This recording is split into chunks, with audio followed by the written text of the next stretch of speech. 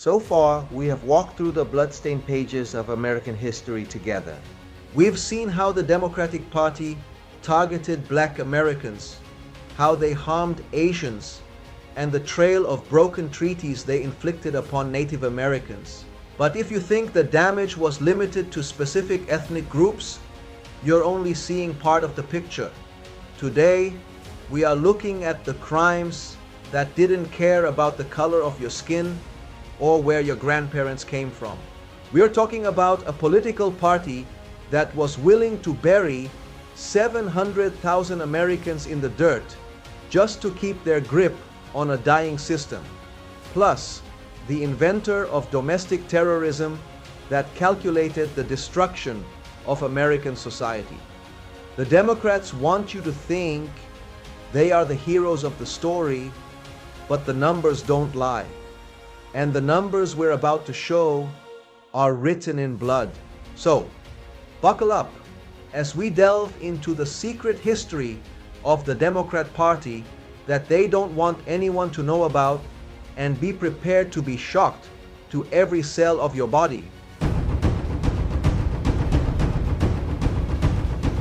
Imagine a country torn in half, brothers killing brothers, fathers burying sons in their own backyards. We are often told that the Civil War was just a sad part of history. We are told it was just any ordinary war. But history has a way of hiding the names of the people who actually started the fire. When you look at the biggest scars on America, the wars that almost broke us, the terror that walked our streets, and the laws that broke our families, you find one common thread. And it all started on a quiet morning in April 1861. At a place called Fort Sumter in South Carolina, the silence was broken. But it wasn't a foreign country attacking us. It was Americans firing on fellow Americans. Those shots weren't fired by the South in some vague way. They were fired because the Confederate government, which was almost entirely made up of Democrats, gave the order. Yes, you heard that right. It was the Democrats who started the bloody Civil War, which would kill more Americans than all the other wars America ever fought, from the War of Independence to Afghanistan. Did you hear that? This one single war that was triggered by the Democrats killed more Americans in just 4 years than all the other wars over 250 years of America's existence. Let that sink in for a while. Think about the year before that, 1860. The Democrats didn't just lose an election, they went completely berserk. They were so obsessed with keeping and spreading slavery that they split their own party in two. They would rather destroy their own party and then the whole country than let Abraham Lincoln and the Republicans stop slavery from growing. When they realized they couldn't control the White House, they decided to burn the whole nation down. The cost of that choice was huge. It was more than anyone could have imagined. Between 620,000 and 750,000 Americans died. Let's put that in perspective so even a 5-year-old can understand. If that many people died today, almost every street in America would have a funeral.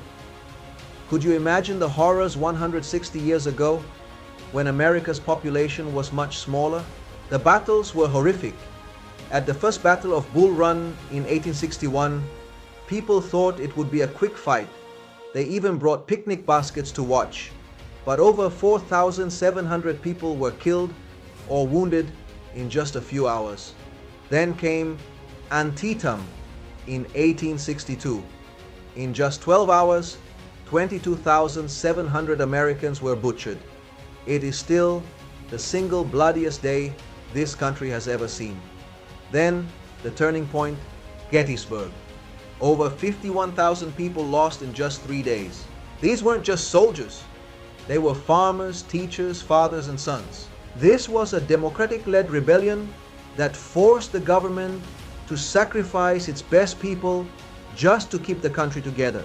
For every 3 soldiers who died fighting, 5 more died of terrible diseases. 1 out of every 13 soldiers who made it home was missing an arm or a leg. This is the horror the Democratic Party gave America.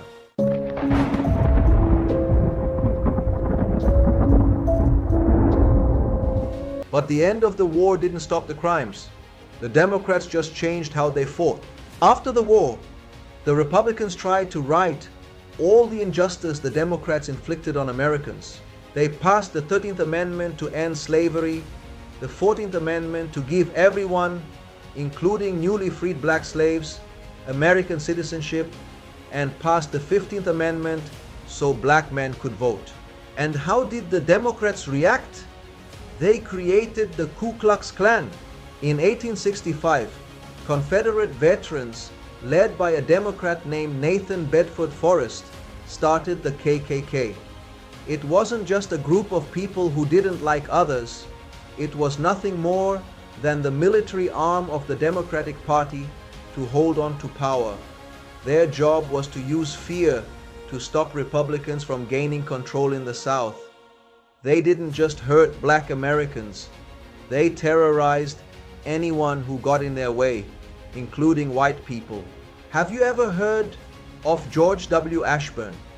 He was a white Republican judge who believed that everyone should have the right to vote. He was a champion of racial equality. In 1868, the Klan hunted him down and murdered him in his sleep. Why? Simply because he was a Republican. He was the first person the Klan murdered in Georgia, but he was far from the last.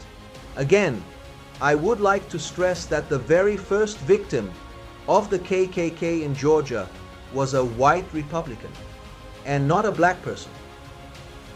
In other words, he was murdered because he was a Republican and all his murderers were Democrats. This was terrorism, plain and simple. They burned down schools and churches, plus attacked people at voting booths. They passed racist Jim Crow laws to make sure people stayed separated and poor. For 100 years, the Democratic Party used the Klan to stay in power through violence and fear.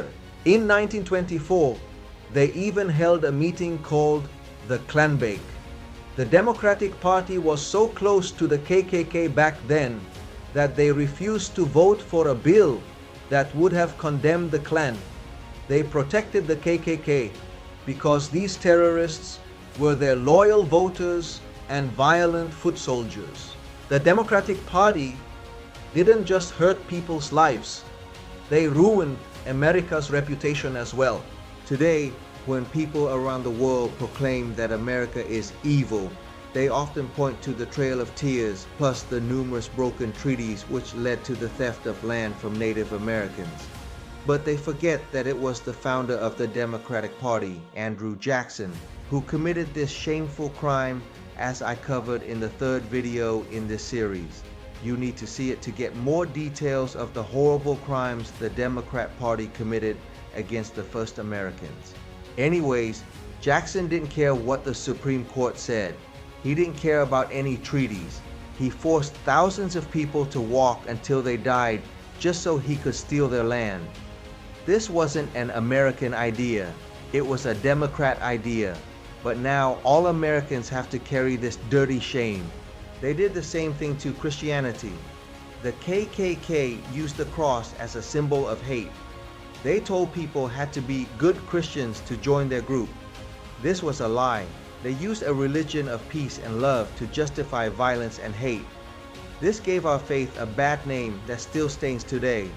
They also gave the South a bad name. They made it seem like everyone in the South was a racist. But that's not true. Many white Southerners hated the Civil War. Many more hate the Klan. But the Democrats used Southern pride as a convenient shield to hide behind their crimes. Sadly, the Democrats also give white people a bad name with not only the violent KKK thugs, enslavement of blacks, and theft of native lands, but the racist Executive Order 9066 under Democrat President Franklin Roosevelt. I have covered this in details in my second video of this Democrat Party series. I highly encourage you to see it to fully appreciate the magnitude of Democrat crimes against Asians. Under Executive Order 9066, Americans of Japanese descent were forcibly kicked out of their homes, had their businesses shut down, and were thrown into concentration camps. No formal apologies nor compensation from the Democrat Party was ever given. Ironically, it was Republican President Ronald Reagan who was brave and righteous enough to do the apologizing and compensating to the Japanese survivors. Again, please watch my video for more details. We gather here today to right a grave wrong. More than 40 years ago, shortly after the bombing of Pearl Harbor, 120,000 persons of Japanese ancestry living in the United States were forcibly removed from their homes and placed in makeshift internment camps. This action was taken without trial, without jury. It was based solely on race, for these 120,000 were Americans of Japanese descent. Yes, the nation was then at war, struggling for its survival, and it's not for us today to pass judgment upon those who may have made mistakes while engaged in that great struggle. Yet we must recognize that the internment of Japanese Americans was just that, a mistake. Even more depressing is that discrimination against Asian Americans continues to this very day due to Democrat policies of college quotas. Hardworking Asians who sacrificed countless hours of their lives to enter top-tier universities got rude awakenings when they find out their admissions have been denied due to their Asian heritage. Absolutely shocking and disgusting. Vietnamese Americans are perhaps the biggest and most bitter Asian victims of the Democrats because of their cold-blooded betrayal against Free South Vietnam. The pain still hurts to this day. That's why Vietnamese Americans are the biggest supporters of the Republican Party in America, with over 80% voting Republican. All these incidents give Americans, especially white Americans, a bad name. But we have to make a big glaring distinction that it was the Democrats who were responsible for all these crimes. White Americans who were Republicans heroically opposed the Democrats and put an end to their nefarious wrongdoings. The enormous sacrifices these brave white Republican Americans made must be studied by all school children, acknowledged by society, and remembered by all. Thank you, white Republican heroes, for your great contribution to America and all Americans regardless of skin color, ethnicity, race, or religion in your unwavering fight for justice. Thank you. We can clearly see that the Democrats always made sure that if their political party did something wrong, others would get the blame. So it is our duty to unmask them and expose their cheap, dirty tricks.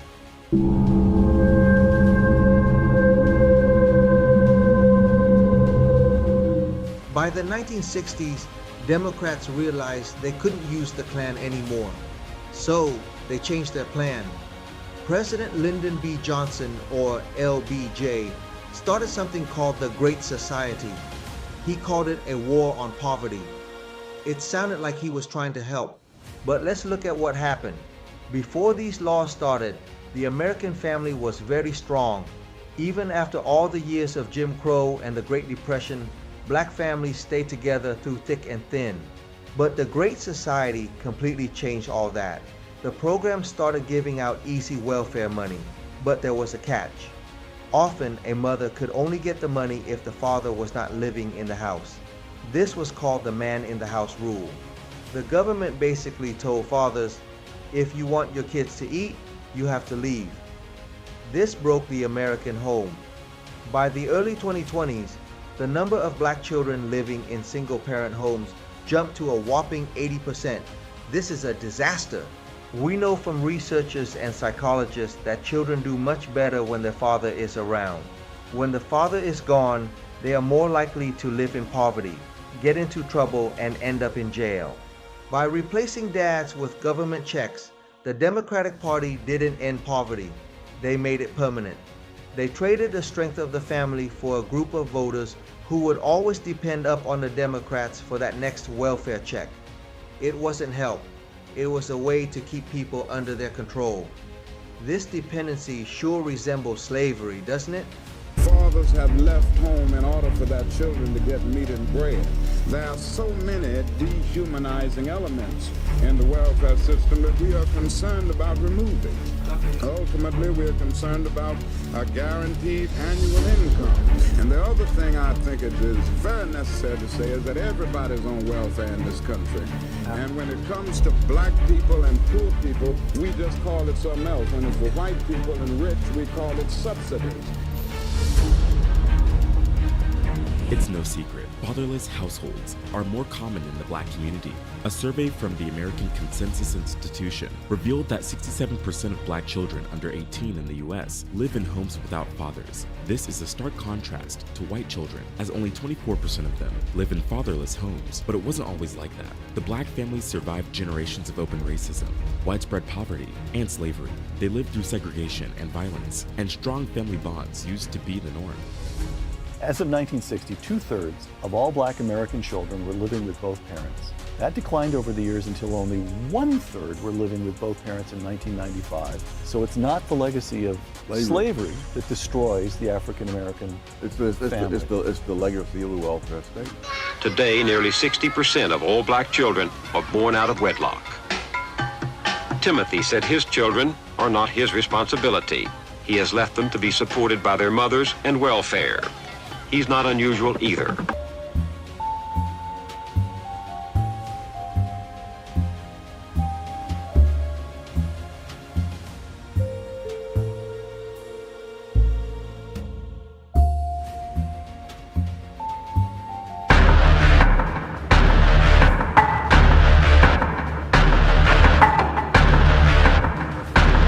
Despite its cultural vibrancy, Kansas City has faced persistent struggles with violent crime.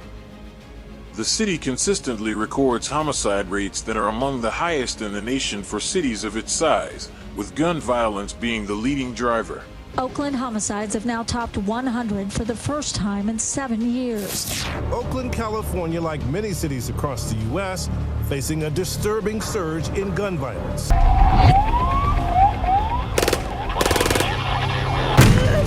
There's a war going on in South Central. There are more than 30,000 criminal gangs in the United States, including prison gangs, with more than 1 million members, according to federal and law enforcement officials. The problem increasingly affects small towns and rural communities, but gangs today are most lethal in the inner city. We are murdering their ass. No, I don't feel safe, and I don't feel like my kids will be safe. Violent crime in Oakland is up 14% from 2020. Surges also being seen in cities across the country. Homicides in Los Angeles, Philadelphia, and Washington, D.C. are up more than 30% compared to the same time last year. Imagine living on streets where gunshots could ring out at any moment, where being a narcotics dealer is the aspiring profession. Los Angeles continues to be one of the country's hubs for human trafficking, and it's leading to blatant prostitution, even in some residential neighborhoods. Homeowners in the Larchmont and Koreatown areas have been complaining about an uptick of Johns on their streets and around their schools. We still see these crimes today. Look at big cities like Chicago, Los Angeles, or Detroit. These places have been run by Democrats for decades. What do we see there? High taxes, underperforming schools that have been failing students, and suffocating rules that prevent people from operating businesses. They keep people, especially minorities, trapped in poor and dangerous neighborhoods to keep the Democrat elites in power. They've been doing this for a long time. The playbook is always the same. 1. Divide people by race, gender, economic class, or whatever to keep people divided. 2. Make big promises about free things to keep folks dependent on the Democrats. 3. Use the government to take control of people's lives. Study and memorize these 3 steps to see how diabolical and sneaky these Democrats have been the past 150 years, so we can defeat them at their own game. Up to now, we have seen how the Democrats have been committing crimes against whites, blacks, native tribes, Asians, and others to remain in power. So what's the solution? How can we defend ourselves from their clever attempts to control us? My battle plan is very simple. 1. Expose crimes of the Democrat Party. Watch each of the videos in this series where I show the horrible murders, discrimination, and injustices that millions had to suffer and continue to suffer at the hands of the Democrat Party. Share my videos with others and talk about the subjects among family, friends, classmates, co-workers, and others around you. 2. Fight against more government control.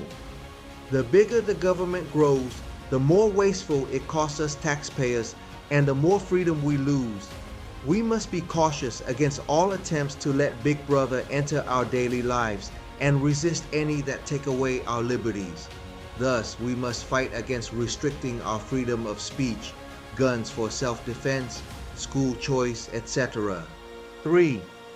Escape from government dependency. Democrats love poor and uneducated people because they are easy to manipulate and control. But when we work hard to be economically stable, we break free from government slavery under the guises of welfare, food stamps, Section 8 housing, free healthcare, etc. From the cold-blooded betrayal of the first Americans to the first cannon shot at Fort Sumter to the broken houses in Detroit, the history of the Democratic Party is a history of obtaining power to rule over people. And the Democrats never care who they hurt or murdered in their lust for power. They started a war that murdered over 500,000 of our own people. They built a terrorist group that spent a century brutalizing Americans and then followed up with racist Jim Crow laws to put down blacks, Asians, Hispanics, and Native Americans. They stained the names of our beloved country and Christian faith. Democrats made laws that pushed fathers out of their homes, hurting millions of children. Democrats were also behind cutting all aid to South Vietnam when brave, free Vietnamese needed the help the most in their heroic fight against communist tyranny. And thus, free Vietnamese lost their nation while America lost a war. This also resulted in millions of war refugees who many Democrats like Joe Biden tried to deny from coming to America. They want you to think they are the good guys. They want you to think they've always been on your side. But you can't argue with the fallen bodies on the ground or the families that were torn apart. The history is there and the truth is undeniable. The numbers are real and the cost was paid by so many Americans. The Democratic Party claims to be for the people, but history shows they are only for themselves. If we want a better future, we have to remember the truth about the past. We have to remember that a party that is willing to destroy a country just to hold on to power doesn't care about anyone but their own group of criminals.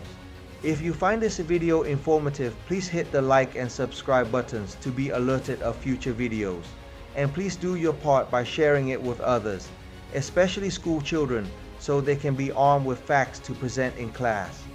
We need more people to know about the dark history of the Democrat Party so we won't fall victims to their thirst for power.